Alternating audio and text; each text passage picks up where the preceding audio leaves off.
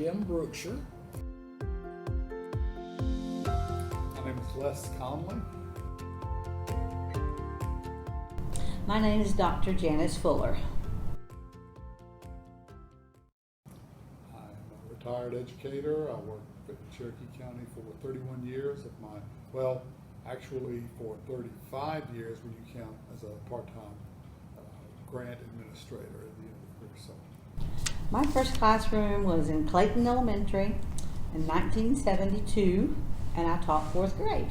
I started in 1967. I graduated from UGA, and I wanted to go into teaching, and I wanted to go to Cherokee High School. When I graduated in 1963 from Cherokee, Jim Jordan was the principal at that time, and I thought, well, I want to go back and teach for Mr. Jordan. But unbeknownst to me, Dr. Casey had become the principal while I was in college. And just to contrast the difference in today's hiring climate and the hiring climate back then in 1967, they were desperate for teachers, and they were just out there searching, and so I never even applied for the job.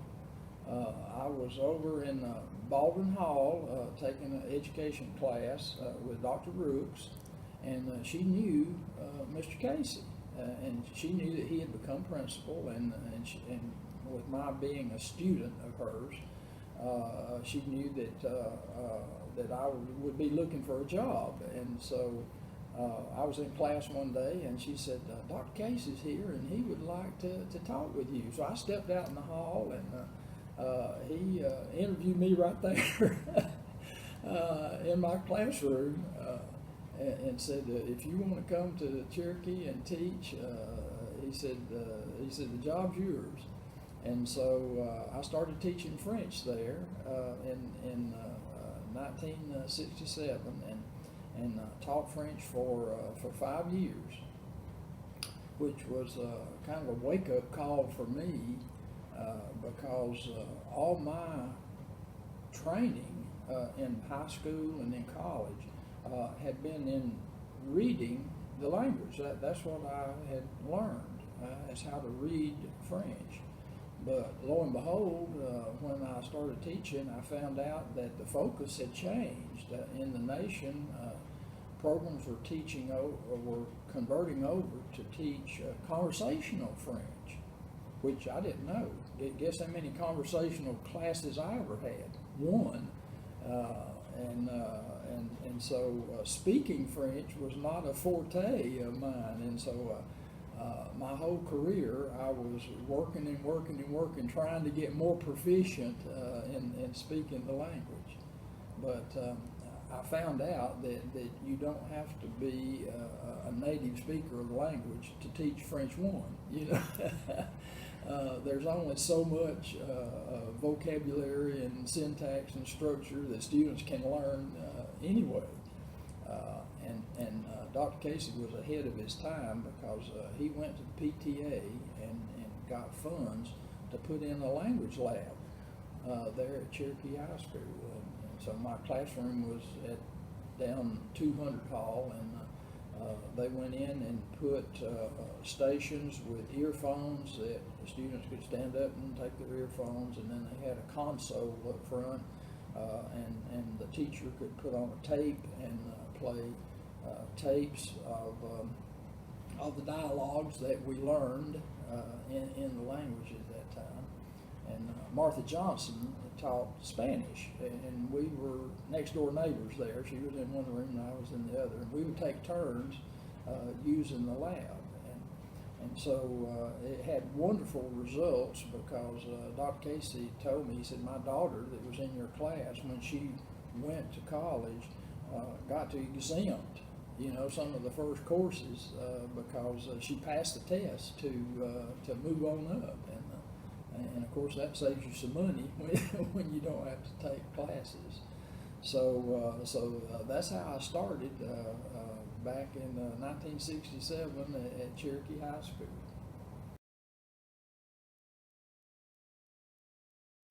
I retired in 2010, and from Freedom Middle School, and I was teaching a class that I started called Math Success. You know, I taught French until 1979, I think it was that, no, I'm sorry, 1972. And my classroom was near the vocational wing. And Mr. W.W. Denning was the vocational director, just a wonderful guy. And he came up one day and said, "We're starting a new program, and it's called CVAE, that's Coordinated Vocational Academic Education." And he said, "We'd like for you to head it up." And I said, "Well, what is it?"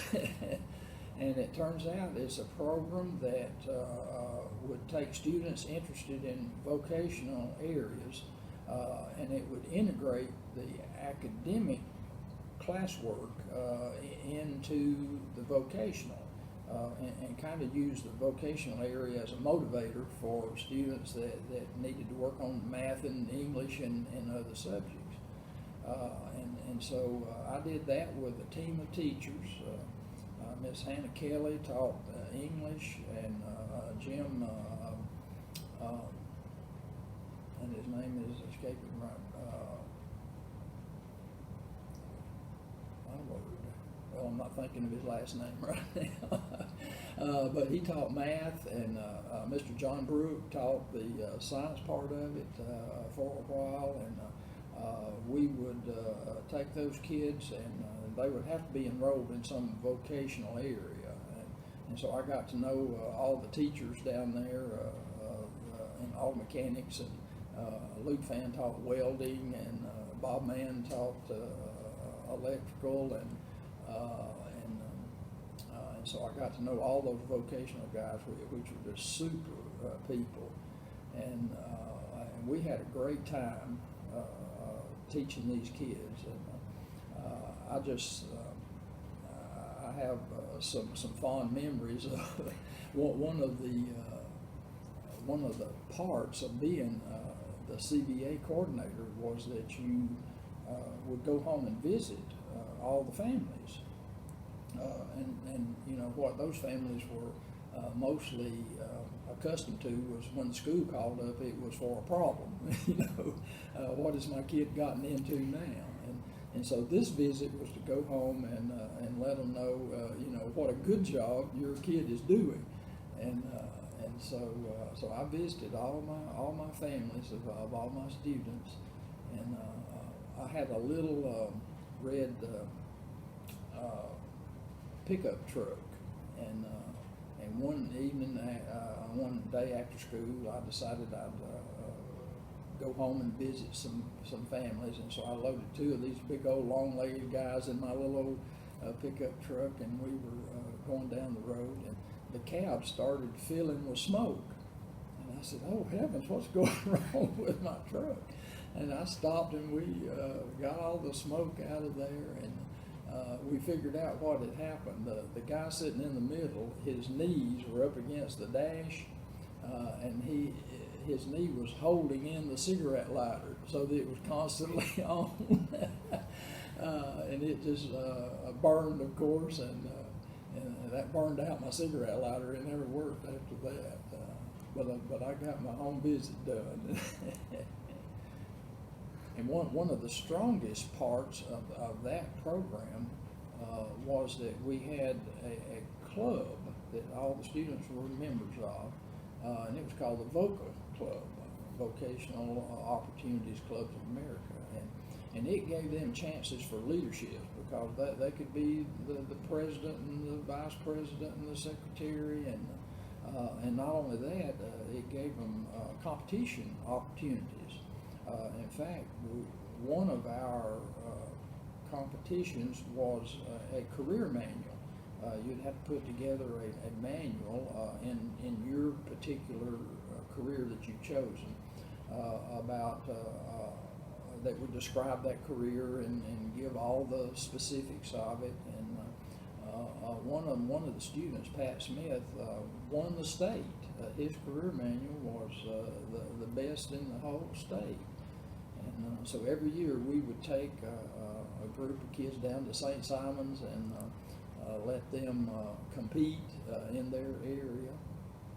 And like me, a lot of these kids had never seen the ocean, and so we would take them out to the beach and let them play on the beach, and so we just had a wonderful time trying to make school fun for these kids. And one of the things they let us do was take field trips. Every month we would take a field trip to a business. Back when GM was in operation, we went down there and watched them make cars. We went to the airport, where there's thousands of jobs at the airport, and we got a tour of the airport. And we went to Krispy Kreme one day, and you can imagine what happened there. The manager came to me and says, "Now we're going to give everybody here a donut at the end of the tour," but said they can't be taking them off the conveyor belt. And so I had to give them a stern warning about that. Don't be taking food off the conveyor belt. That messes up their operation. And so we just had a great time, and I taught CBAE for 7 years, and then in 1979, Milford Mason came down from the central office and came in my classroom and asked me. He said they're going to let me hire. He said they're moving me up to director of transportation, and he said they're going to let me hire somebody to take my place as visiting teacher. And would you consider that? And I said, well, what's a visiting teacher? Well, it turns out that each county was allotted funds for one person that was a visiting teacher. That's what it was titled in law, and their job was to go around and deal with kids that weren't going to school and try to get them back in school. And I said, yeah, I'm practically doing that now. And so I went up and became the visiting teacher, and I just loved that job. I got to go over the whole county. I met all the principals, all the assistant principals. I knew all their receptionists and their secretaries. It was what an interesting job that was. But during my tour, during my time there, it changed. They no longer called it visiting teacher. It became school social worker. So I became known during my time there as the school social worker. And at that time, I had the whole county. And then, our central office was one of the most lean central offices that there was in the state. And so when FTE came along, which is the funding formula, they didn't have anybody to deal with that, and so I kind of inherited it, and so that became part of my duties. And as it turned out, that kind of took up all my time. And they said, well, you can hire somebody to do the school social work part. And so Perry Marshall came on board, and he is now retired from school social work and was just a great school social worker with us. And I understand now that the school social work department has 5 people in it, one more, and they'll have one for every zone. And I thought, well, how wonderful that is.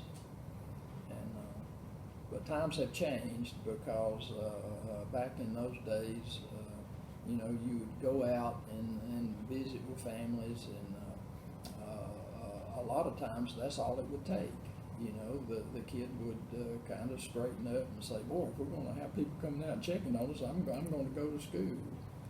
And then, of course, a lot of times the problems that the families had were bigger than we could solve, and so we would have to, we were authorized to take kids to court, to juvenile court, in order to try to put some pressure on them to get in school. And nowadays they have truancy panels, even school level truancy panels to try to help kids get back in school.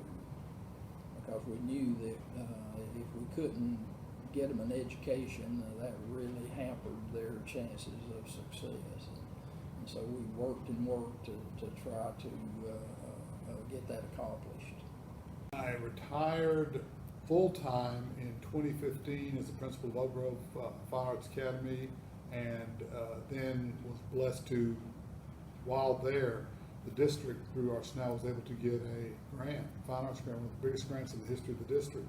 And I was able to continue as the grant administrator for another 4 years. So 2019 was the last time I was in this building in an official capacity. So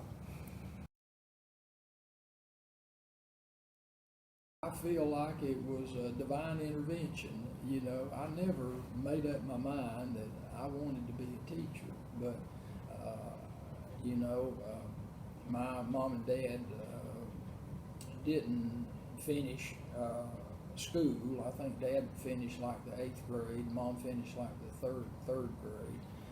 But they always encouraged me. He said, "You need to finish school. You need to get your education." But I never had any hope of going to college. I mean, Dad was in construction, and you know, we lived from paycheck to paycheck. You know, there was no money there for college. And he said, "Well, maybe you can go to Reinhardt or Berry or one of these schools that has a work program where you can work your way through." And so I always did well in school. You know, I was an honor graduate, and it just so happened that the year I was graduating, they called me up to the counseling office and said, "There is this grant that you can get." Said they need teachers so bad that they're willing to pay your way through 4 years of college, and you pay it back by teaching. You know, for every year you teach, you're forgiven 1 year of your education. And I said, "Wow." I said, "Well, I'll be glad to do that." He said, "Well, where do you want to go to school?" And I said, "Well, you know, maybe Reinhardt or Berry." He said, "Well, you can go anywhere you want to." And I said, "You know, like UGA?" And he said, "Well, sure." And so I applied and was accepted and went to school over there. But I found out that was only half the battle because, you know, I decided, well, what area am I going to go into? How am I going to pick what I'm going to teach? Because I just love school, and I loved all my subjects except math. And so I knew I wasn't going to be teaching math. But, you know, I thought, well, I'd love to teach science or history or literature or any of these classes. I love biology. And I thought, well, I said I had great teachers in all of those areas. You know, they're really the living legends because people like Ms. Stone and Mr. Brook and Ms. Malden and those folks, they just did a wonderful job of getting us ready to go to college. And I said, I want to go back in an area that where I can really make a difference. And I said, probably some of the weakest preparation I had was in foreign language. And so I said, that's what I'm going to major in. And so that's how I picked out what I was going to teach and when I started. And that reminds me, when I was in elementary, I grew up in the Oak Grove community here at Oak Grove in Cherokee County. And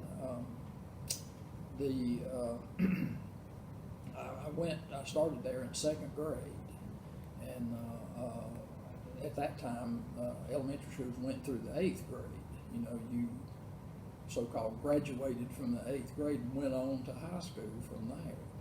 And Mr. Clarence Chapman was the principal down there at Oak Grove, and he was the 8th grade teacher and the principal.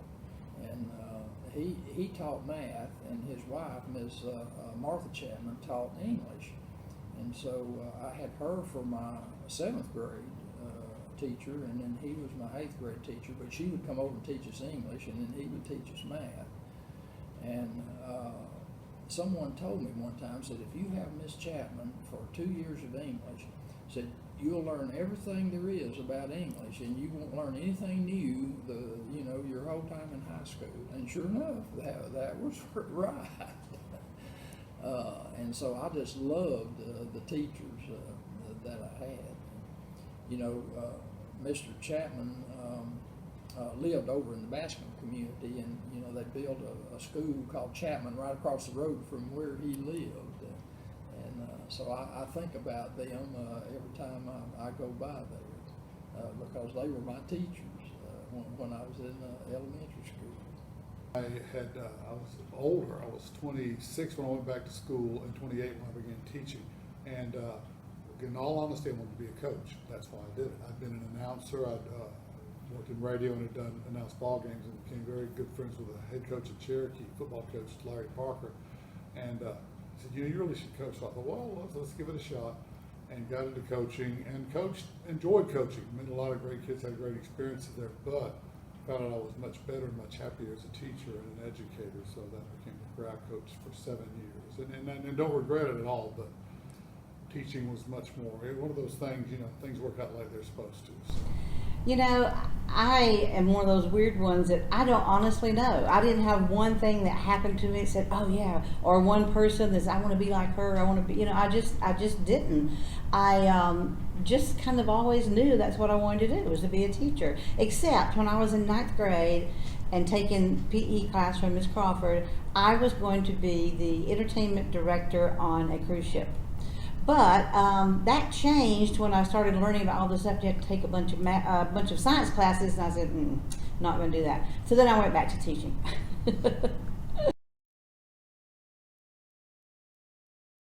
Well, I thought about it 2 ways. My actual first year, I really wanted to work a job. I worked in the Canton, Cherokee County area, and I really wanted to be teaching at Cherokee High School. It was the only high school in the district at that time. But like many of the teachers who I'm sure will be seeing this, you graduate, you take out a loan, and you want a job. You're desperate for a job. So it gets to be summer. Plus, I wanted to coach. So that starts in July. So I'm panicky.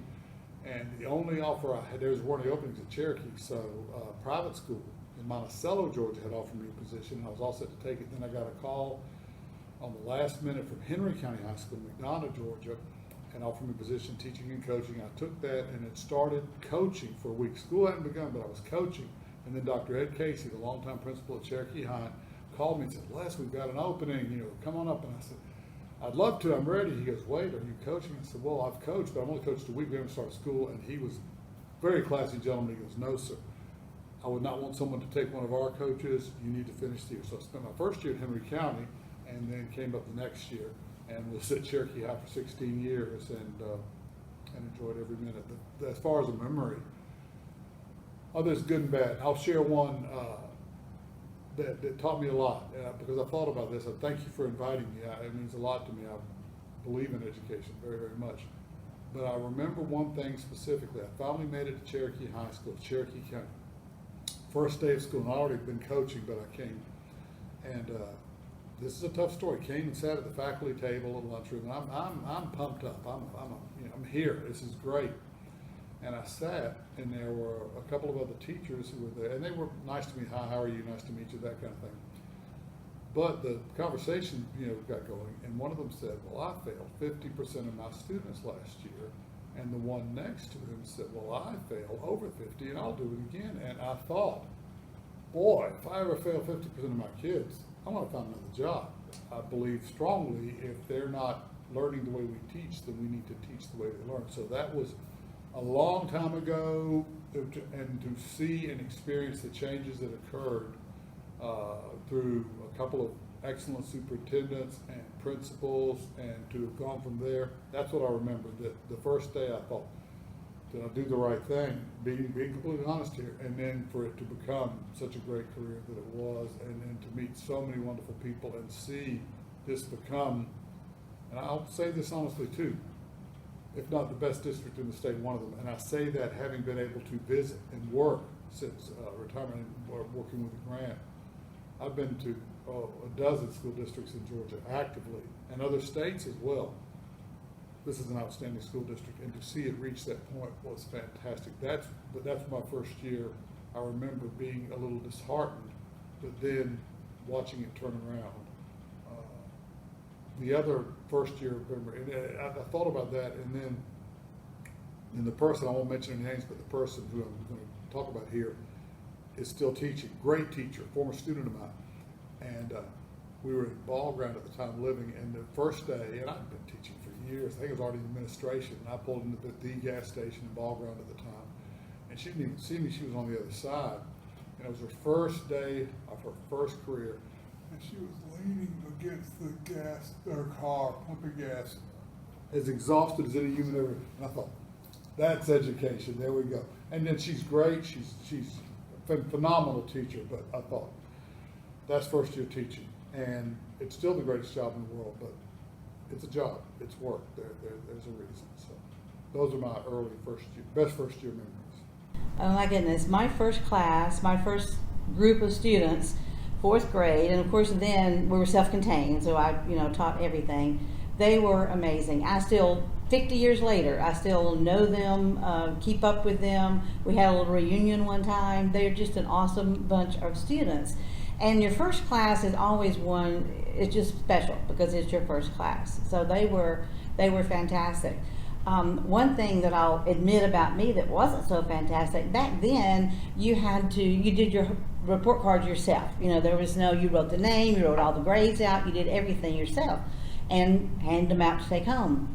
Well, the morning that report cards are due that afternoon, some of the teachers stand around talking about they finished up last night, and I internally panicked because I had not gotten mine done.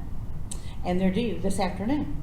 So I went back in the classroom, and when all the students were there, I told them we're going to do something different today. So I put all of their assignments on the board, just kind of blocked them out, everything. Here's reading, math, social studies, everything up there. And I said, you can do whatever you want to, in whichever order, not what you want to, but in whatever order you want to do them. And if you get tired of doing social studies, you can stop and do a little math some, then you can go back. And Miss Lanier has something really important she has to get done today. So if you have a question, try to find someone else that can answer your question for you. If not, of course, you can come to me and I'll answer it for you. I got my report cards done. Nobody ever knew till right now that I'm confessing. And it was great. And they were fantastic. They were just awesome because they thought it was special. They said, we can do whatever we want to. We can do it in the order that we want to do it. And when we finished, and I had a little table that had coloring sheets and blank paper for drawing and just all kind of fun stuff, we can do that. Or we can read a book. I mean, they were excited about it. So, this time it was panic was the mother of invention because I had to come up with something to do. And they even asked me during the year, could we do that like we did that day? And I would say, sure, we can do that sometime. So it was a great year. It was an awesome year. I'll always remember it. Well, Corey Free told us one time, and he was assistant superintendent in the county office, and he said, your first year as a teacher, said, you ought to pay the county instead of the county paying you. and I understand his point. I know what he is talking about because you're so inexperienced that you miss a lot of avenues that you could take.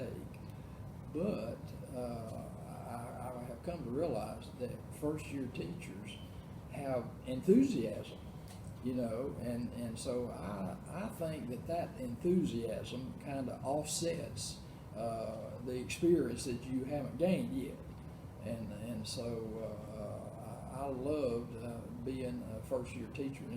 It was hard, and I'm sure I was nervous, having to stand up in front of a class because I was a shy little student that had never had to do anything like that before. I remember Tommy Anderson, who was one of my students, and he said, "Oh, I remember you teaching, said you'd stand up there straight as an arrow with your left hand behind your back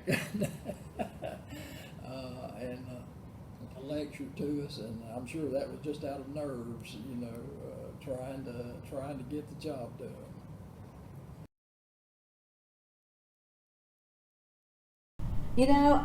Just like how did I know I wanted to be a teacher? I don't really have a favorite memory. I just have a lot of them, a lot of special times with, and they all, of course, involve the kids. But there was one when I was teaching 8th grade math at the time, and this girl walked in the very first day and said, "Ms. Fuller, I'll just tell you right now, I hate math."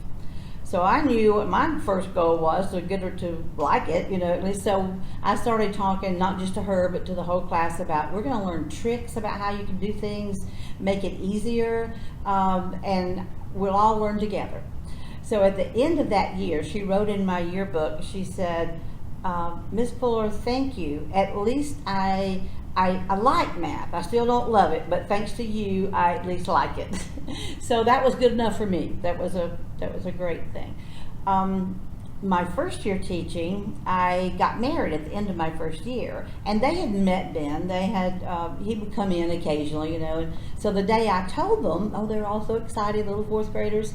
But there was this one little boy that was not so excited. And later he comes up to my desk and he just kind of quietly said, "But Miss Lanier, I was going to grow up and marry you." So those kind of things you always remember. And I know him to this day, and he married, and he's very happy. But it's just things that you can do to make kids' life a little bit better that you'll always remember. When I was a visiting teacher, we'd have to go out to the homes, and so I can't really say this is a favorite, but it's certainly an outstanding memory. And one time you didn't call ahead. There were no cell phones or anything back then. And so I went out to this house on 92 and knocked on the door. And when the door was open, this lady was looking down the barrel of a rifle at me. And I understand. I mean, I'm sure she was scared to death of some stranger knocking on her door. But I told her who I was and why I was there, and so that worked out fine, But I have had a gun pulled on me before. And one time when I was the director of student services, Chapman called up there and said, "There's a parent coming up there that's just irate, and we think he may have a gun." And at that time, Perry had been out to see him, and he had talked with him and mentioned that, if we can't get this resolved, if we can't get the student back in school, we're going to have to go to court on this. And apparently the parent took exception to that and was coming up there to see Perry. And so I told him, I said, "You just go over to Building A." We were in Building B at that time. And I said, "I'll talk with them when they come in and see if I can diffuse the situation." Well, the Lord's always watched after me, and so when they came in, the mom had been one of my former students. And so she came over there and hugged me, and so we sat down and talked, and so sure enough, they were just having trouble getting the kid back in school, and so they kind of settled down, and so that situation worked out fine, but everybody was nervous about what could happen. From my time on the tribunal, I realized that, there are cases where kids bring weapons to school, and that is a real thing that educators have to deal with in today's society. Of course, that's kind of unheard of back when I started teaching, because, when I taught French, my class roll was like reading the honor roll list of the school. Your best kids were in those classes, and you didn't have any discipline problems. They were there to learn. And when I was teaching CVAE, those kids were, maybe not so motivated, but they were good, down-to-earth students that wanted to learn a skill and wanted to make a difference in life. And so I didn't have any problems. One time when I was visiting teacher, they sent a student teacher out to do that semester with me, and I was kind of her supervising teacher. So we went out to, I think it was Red Barn Trailer Park, and to see a parent there, and he was kind of a volatile parent. He was the type that would sort of build up his anger, but once he kind of blew it off, then he'd be fine and talk with you. I've been there before. So I went out and I said, "You just sit in the truck here, and I'll go talk with him." He was standing out there in the yard, and so like he does, he kind of got hyped up, but after he kind of talked himself out of it, and then we talked, and I came back and went on. And she said, "Boy, I was scared to death."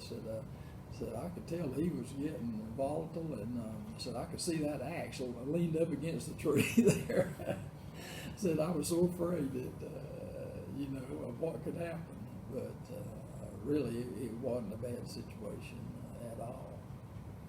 And then another time I was out visiting a family out near Mountain Park, and they live way back off the road. You turn, and there's a long driveway back in there, and it was late in the evening when I was there, and with all the trees and everything, it was getting dark, and when I pulled in, no one was at home, and so I left a card and was starting to leave when all these cars pulled in the driveway and blocked me in. I didn't have anywhere to go. And I looked around and I said, "Boy, it's getting dark in here." And these big old guys were getting out of these trucks, and I said, "Oh." But they were fine, when I told them what I was doing there and what I wanted, they said, "Well, you need to go talk to her." And so we got that resolved, and it was no problem. But it was a scary few moments there, imagining what could have happened. I remember it's still, and I could think of hundreds of times it's happened, but when you see the light come on in the eyes of a child, and I've worked with, so blessed to work with students of all ages, ability levels, and when you see the lights come on, when it matters, that it touches my heart still when they get it. And the thing is not so much that they grasp the concept, they understand subjective pronouns, or they understand what their part is in this play, or what their position is and what their job is on the football field. But when the light comes on and they realize, I get it, I can do it, and they feel better about themselves, which to me is the core of education. Test scores are important, and I have mixed feelings about test scores too, but because we now have test scores and we have higher expectations, you don't have any teachers sitting there saying, "Well, I don't care, I failed." So no, we have come so far, so there's a place for that. But more than that, no student has ever come. I'm blessed to stay in touch with a lot of students, a lot of teachers. No student has ever come up to me and said, "Mr. Conley, Coach Conley, I'm so happy that you may be taking the CRCT or the milestones." No, but they come back and they feel better about themselves because of what they experienced. That's the essence. So that would be, to pick one. I really couldn't do it. There's so many that have touched me, and I do remember some, but more than I can narrow down. Well, I was thinking the other day, because I kind of try to keep up with my French a little bit, and it's easier nowadays than it was back then. You can sign up for Babbel online and sit there and build your vocabulary and all of that. I said it would be wonderful to be teaching now with all these resources that we have. I said kids could really be cut loose and to learn on their own with one of these programs, and what they could learn would be unlimited. And I thought that would be wonderful to be able to go back and teach using these modern resources that we have, where you can turn on the computer and you can see the object, and then you can hear what the word is, and then you can repeat it. And if you need to, you can go back and play it over and over again. I said that would be wonderful to do that. So I guess that's what I miss about teaching, but I still do work part-time by serving on the tribunal panel, and so that keeps me as busy as I want to be. Relationships, absolutely. It's a challenge. The other thing, I mean, that sounds like an easy answer, but it's really, really true. And the relationships with everyone, because I was a teacher, I was a coach, I was an administrator, I was a theater director, because you get to do all these different things, and I was able to work in the central office. You meet so many people. It's such a great opportunity, and now, especially with the pandemic, things we've all been shut down, to be able to see everybody, to be able to work with other people, that's what I miss most. It's just a great, and it never changes, but it always changes. Education is education. We do it every year. We crank it up. We go, but there's so many different. You have a new class coming every time. You have a new team. You have a new play. And if you get too stale, if you've been doing it so many years, I taught high school English and theater, 9, 10, 11, 12, lit, grammar, British, everything. Then I was an assistant principal. All these, there's so many jobs within, so it never ever gets stale. Even if you do the same, if you teach third grade for 30 years, you have a different set of kids coming. And anybody who's been in business will tell you, no 2 years are the same. So that's one of the greatest things about this profession. You're never going to get rich, but you're never going to get bored either. So. The students. I miss the students. First I taught everything, and then I kind of gradually got to 8th grade, and from then on I was 8th grade math. And 8th graders are a rare breed. You know, some days they want to be 10, the next day they want to be 20. You know, they're just really all over the place as far as hormones and everything goes. But I love that age and love teaching them.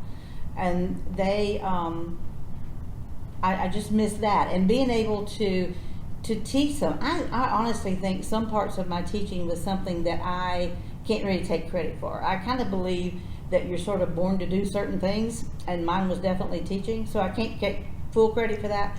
But it was always such a great revelation to see their light come on, you know, when they got this certain math concept, and that was worth it all, just to see that. So that's still special.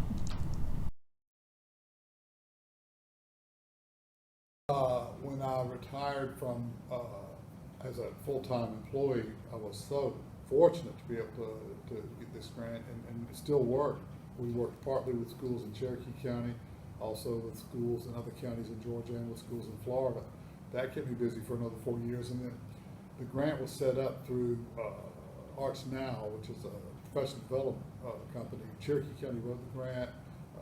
Mr. Ken Owen, one of the many great people in this district, helped write it. They got together. I was able to direct it, and then Arts Now provided the professional development. Then when the grant concluded, they hired me as a consultant, so I was doing that, and that kept me very busy. And then COVID came along, and that they're more virtual now, which I understand. But so, I'm, for the first time in many years, I'm retired now. So, but I have 3 grandchildren. I have a 10-month-old who just came down from Michigan.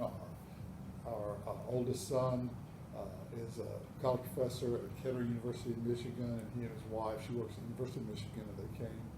And we moved in before 10 months old, it was really cool. And then we moved to Marietta to be near our granddaughter and grandson, who are 9 and 6, and we live a mile from them. So life is full. I'm very blessed, but that's how I stay busy. Well, when I retired from public school, I had already started, after I got my doctorate, I started teaching for Piedmont College. And when I was teaching there, I was actually teaching teachers. But and more than just teaching the subject, it was great for them and me to be in the classroom together. We had teachers from different schools, from different grade levels, different districts sometimes. And so the camaraderie among them was fantastic, facilitating their conversations. They learned, I think, more from that than they did from the actual class, so I really enjoyed doing that. And then last year when they went to Zoom meetings, because everybody had to do that, I did that one semester and then I just bowed out of that because my main reason for being there was gone. And I just didn't want to sit in my living room, and some people think that's fantastic. You can still earn money and not have to leave your house, but it just wasn't for me. So I quit doing that. My grandchildren, the only two I have, are in Texas. So we go by land, sea, and air to do a lot of traveling.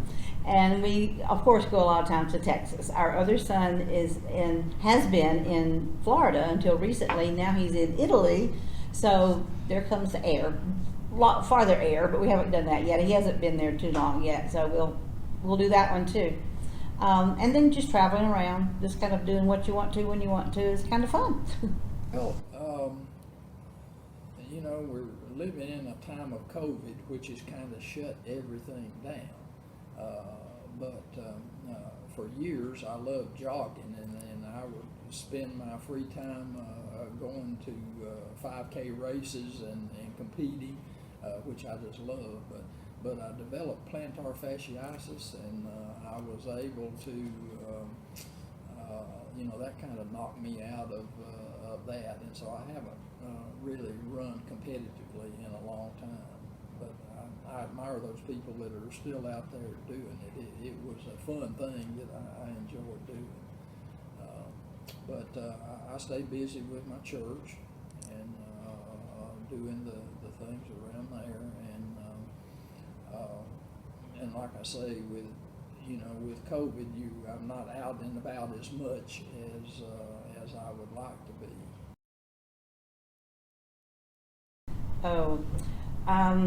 One thing I would say to a first year teacher right away is that when you pull up in the parking lot and leave your car, leave your troubles and your worries and your concerns that are personal right there too. Because when you enter the classroom, the kids need you. They need all of you. And that's just real important. Put a smile on your face whether you're that happy or not, because attitudes are contagious and they pick up on that quickly. I had a student one time, I didn't even realize that I was always smiling, but she one day said, "Ms. Fuller, what's wrong?" And I said, "No, there's nothing wrong." "Why?" "Well, you're not smiling, so I thought something was wrong." So if you think they don't notice, they certainly do. Also, I've always believed that there's two aspects of teaching. There's the science of teaching and the art of teaching. The science of teaching is knowledge of what you're teaching. You've got to know what you're teaching. You can't just stay a chapter ahead of the students. You have to really know it. And of course, some of that comes more with experience. And if you don't know something, say, "I don't know, but I'll find out." Students can see real quickly when you're just winging it. You really don't know what you're telling them that you know. And then the art of teaching is just like it sounds. You have to convince them that they want to do this, that it's something that's worth doing, that it's so there's a lot of people call it fluff, but you need some fluff. I know a lot of people who are brilliant in that particular field, but they can't teach it. They can't get it across to students because they don't have that art of doing that. So obtaining both of those things is super important. And I think that's some of the main things that young ones need to know. And one more thing is to think about things that you got through college as you was going through school, but also be very respectful and very attentive when some of the older ones are talking to you about doing things, and you may think, "Oh my gosh, that person's ancient. She doesn't know what she's talking about." And she may not sometimes, but nobody is wrong all the time. No one is correct all the time. So pick up on those little tidbits and you'll find that they're beneficial later on. Just to love and enjoy your students and appreciate the time that you have with them, and just realize that's what people are looking for, is just a connection with folks. And if you can be there for that, then what they learn is going to be almost secondary. As I'm stealing a line from a movie, but it makes me think about it. As hard as you think it's going to be, you end up wishing it was that easy. This is a tough job, but it is the greatest job for me. Now, we're all different. And I'll go back to what I said earlier, though. You're going to be challenged. You're going to have days where, oh my gosh, what have I gotten into? You're making a difference. I will also say this, and that making a difference, that's an old story too. We don't make a lot of money in this business, but you do make a difference. And I know that. I felt like I knew it when I was still working, but you really find out with the health issues I've had the past few years, I've been, students I taught over 30 years ago, had not seen and have reached out, brought, meals over, come to visit and all this stuff, and I'm blessed, I'm healthy, things are going well, but you will make more as a first-year teacher and as a third-year teacher, you will make more impact on lives than you ever realize. Another teacher or a counselor who actually had worked with me at one of the schools I was at this past summer was at a pool and said she met somebody, and this was a former student that I do remember, but I was one of those students who was just very quiet. This was a Cherokee, took British Lit, and was a very fine student, but I didn't, just one of the many students I taught. Told her she was now chairman of the English department in another district, and that I had inspired her to do it. And I'm like, my gosh, that's what you're doing, and not just high school. Those are the ones more recent, but because I've spent so much time as an elementary school administrator, young kids, you'll see them. It's as a teacher, you're going to make a difference. The other advice I would give to any teacher, and I did this when I was still actively working. If you decide this is your career, when you know in your heart of hearts you want to be a teacher or work in education, and you're going to probably give it 30 years and get it to retirement, which is a great thing, the pension. But when you know this is what you're going to do, go get your master's, go get your specialist, go get your doctorate, and because we don't make tremendous amounts of money, but we make a good salary, we know when we're going to get paid, we know what day it's going to show up. When you add your degree in field, you'll make more money. And you say, well, okay, but I'm only going to work 5 more years. Yeah, but you're going to get retirement for the rest of your life.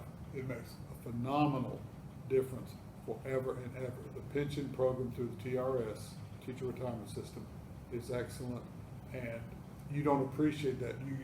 I remember my wife and I both were educators, and oh my gosh, they're taking this much money out of our check every month. How dare they? Why don't they ask them? No, this is the greatest thing in the world. I have so many friends who are my age now who were not. They don't have a pension. They weren't in public education or working for any government agency, and they're having to go back and work some too. And so it's a great career. It's a very secure career, and you will make friends. You'll have an impact on lives that you can't imagine. It sounds very cliche, Cyril, but it's very, very true. This is a business of the heart as much as it is of the mind. And the greatest idiom, I guess, we're dealing with teachers. I used to do this when I was in a hiring process or being interviewed or interviewing people to work. I don't care how much you know until I know how much you care. That old as the hills, but it's really true. If you've got a heart for this business, boy, you're going to have a great career. Easy, no. And I will say this to all teachers and all administrators, all personnel, everyone who is getting a check from the Cherokee County School District or in any school district right now, it's harder now than it's ever been. Everybody always says that, no, it's true.